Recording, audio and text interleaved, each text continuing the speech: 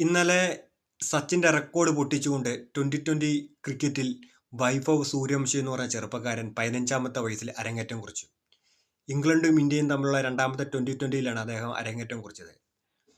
അദ്ദേഹത്തിന്റെ ടാലന്റിനെ പറ്റി ആർക്കും സംശയമില്ല. കാരണം IPL എല്ലാം കാണുന്നത് നമുക്ക് നല്ലപോലെ അറിയാം അദ്ദേഹത്തിന് എത്രത്തോളം ടാലന്റ് ഉള്ളതെന്ന്. കഴിഞ്ഞ IPL തന്നെ അദ്ദേഹം കസറിയതാ. അപ്പം അദ്ദേഹത്തിന്റെ ആ ലെവൽ വെച്ച് അദ്ദേഹം ഇന്ത്യൻ ടീമിൽ എത്തേണ്ടതാണ്. ഈ കറക്റ്റ് സമയത്ത് തന്നെ അദ്ദേഹത്തെ ഇന്ത്യൻ ടീമിൽ എടുത്തു എന്നുള്ളതാണ് ഏറ്റവും അഭിനന്ദനകരം. കാരണം BCCIയോടായാലും ഇന്ത്യൻ സെലക്ടർമാരോടായാലും ഒരുപാട് ബഹുമാനമുള്ള ആ ഒരു കാര്യത്തിലാണ്.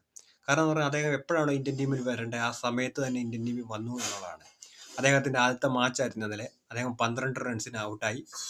രണ്ട് 2020 ഉള്ള 2020 ഇപ്പം കഴിഞ്ഞിരിക്കുകയാണ്. മൊത്തം കൂടെ ഇന്ത്യ ഇംഗ്ലണ്ടിൽ 5 2020 കളിക്കുന്നത്. അതിൽ 2 2020 കളിച്ചു.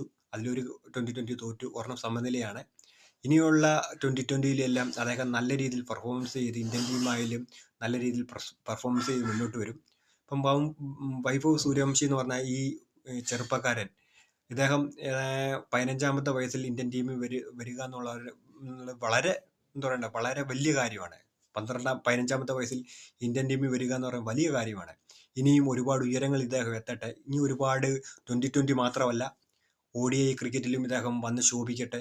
അതുപോലെ തന്നെ ടെസ്റ്റ് ക്രിക്കറ്റിലും വന്ന് നല്ല കരിയർ അദ്ദേഹം പടുത്തുയർത്തട്ടെ.